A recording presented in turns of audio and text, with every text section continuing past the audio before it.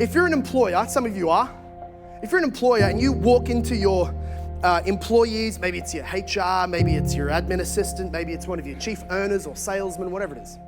You walk into their cubicle and they've got Seek.com open, scrolling, checking out incomes, comparing salaries. They've got a CV printed out that they're sort of marking up. They're on company time, by the way, but they're scrolling through Seek.com. Some of you may be unemployed, and so Seek.com is where you can find a job. That would be good, but Seek.com is where they post jobs. If you as a boss look over their shoulder and see Seek.com open and 3 other tabs with emails to new potential employees, here's your conclusion.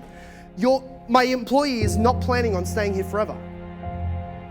They're already looking for another one, meaning they won't be here for good. And as their employer, I'll make sure they're not here next Monday. Company time is not used to look for a new job.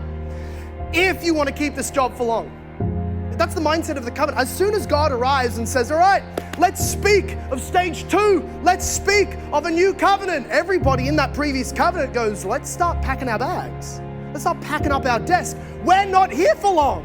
There is something newer coming. Or if you were to, now this is just a worse, I just thought this might be more memorable and might hook in our mind a bit more. If ever your husband introduces you, ladies, as his current wife, everybody, nice to meet you. I'm very glad to be here. This is my current wife, Stacey. You know that's not lasting long, whatever. Current for now, maybe not next Monday.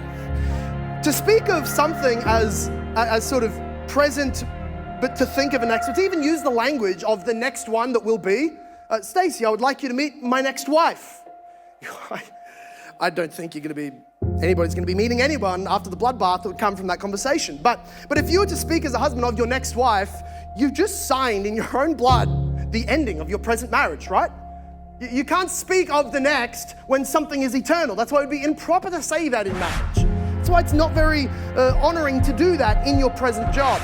But it is God's prerogative in the time of the old covenant to start speaking of a new one, and we come to the conclusion, the covenant that Jeremiah was under, the covenant that Moses brought, the covenant that Aaron and his sons mediated, it was never built to last forever. It had an inbuilt expiration date, as Hebrews 9 verse 10 says, until the time of the making new of all things, or until the time of reformation is the ESV. So, it's the Old Testament itself, in other words, that speaks of a new covenant coming, and to speak of phase 2 necessarily implies that phase 1 is not the final finished project.